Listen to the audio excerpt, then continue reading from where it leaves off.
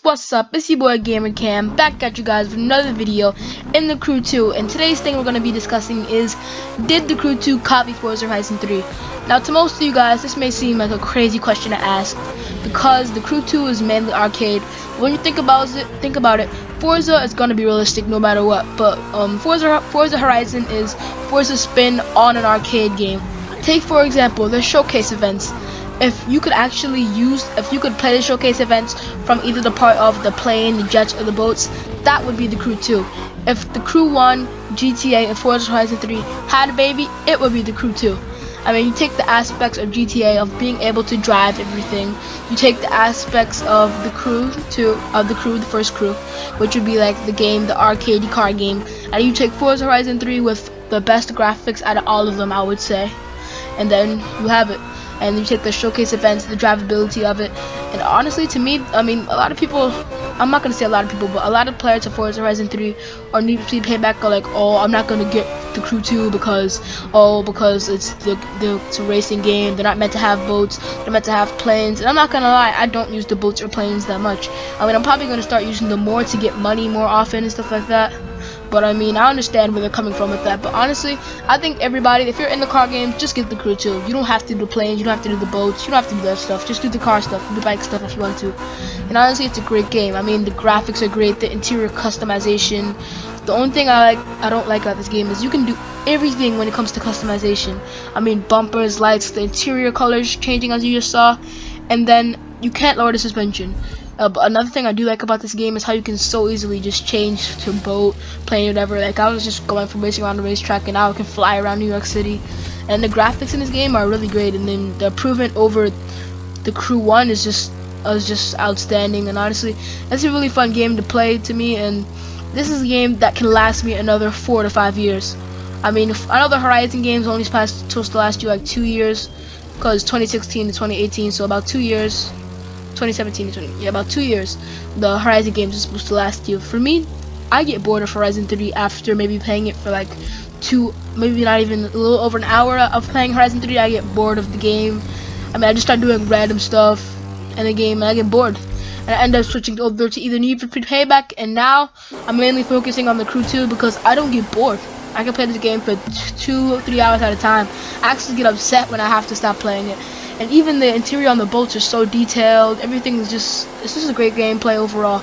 With all that being said, I definitely don't want to offend any of the Horizon fans, because don't get me wrong, I've been playing Horizon 3 for about a year, and it was good. But once I got towards the end of that year, it just started getting boring after an hour of gameplay. And honestly, that's fine for me. I mean, I understand that, but the Crew 2 is just one of those engaging games that even car people, people that don't really mess around with cars, they can play it. Like, for example, my sister, she's not really into cars, and she even says that, she can even admit that herself, and it's not anything embarrassing to her. She's just not into that type of stuff, and to this game she finds like in it. People that aren't really into car games, my friends that don't really care for Forza and stuff like that, they're like, oh, this is a cool game. It gets them engaged into what I do, like car games and stuff like that. So that's one thing I can definitely say I like about the Crew 2, and it's so easy to land the planes and stuff like that, and then you can change it to a Ferrari on the fly, literally. Like, I just changed it to my Ferrari right there, and it's just a great game overall. I mean, everything about this game. Another thing I don't like, though, going back to this customization thing, is what happened? You can't tint the windows in this game. There's so many things you can do in this game, but tinting windows isn't one of them. I mean, Horizon 3 isn't the best customization of car games, especially when you compare it to Need for Speed. Even the first Crew, Forza's customization hasn't always been the best. But I mean, come on, at least in that game you can tint the windows, you can lower your car. In this game, it's like, just come on, this stuff is missing. But the sound in this game is really realistic, I have to say. I love the backfires, and it's a great improvement over the Crew 2, the Crew 1 when it comes to sound.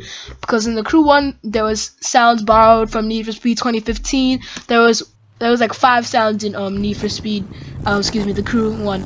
There was sound that was muscle car sound, then there was exotic car sound, then there was just everyday regular car like a Honda type of sound, and then there was bike sound. Those are the sounds that the game had. It wasn't really varied sounds and stuff like that, and really weren't realistic at all. There was all the most of the cars had a supercharger line. Like, that was really annoying and it wasn't realistic at all. And the Crew 2 has really taken it up a step. The only thing I have to complain with, this other YouTuber called Nick930, you guys, I'll put the video up in the right hand corner, you guys can check that out.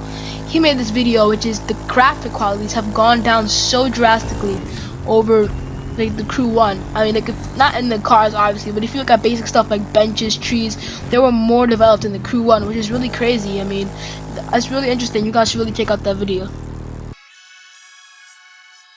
Hopping back into some early gameplay of FH3, both games have the same message. Forza Horizon 3, the message is be the best in Australia, recruit people for your lineup, your team or whatever, and just be the best overall race so that you can expand your festivals. The message of the Crew 2 is be the best in the whole of America. Be the best at boating, be the best at racing, biking, whatever you want to do. Planes, be the best at all, become popular, famous, icon, whatever. Just be the best. That's the message of both games, and that's what I really wanted to point out in this video, because I never really messed around with the Crew too much in the beta, and plus there wasn't really much to do. But once I got the full game, I really started messing around with it, and I realized that these two games had a very similar theme, and I searched it up on YouTube to see if anybody else had come to this realization and maybe made a video on it, but nobody else had, so I just wanted to share that with you guys. But if you enjoyed this video, like, subscribe, share. Also, tell me if you guys agree with me, if you guys have any similar thoughts down in the comments. But until next time, guys, peace.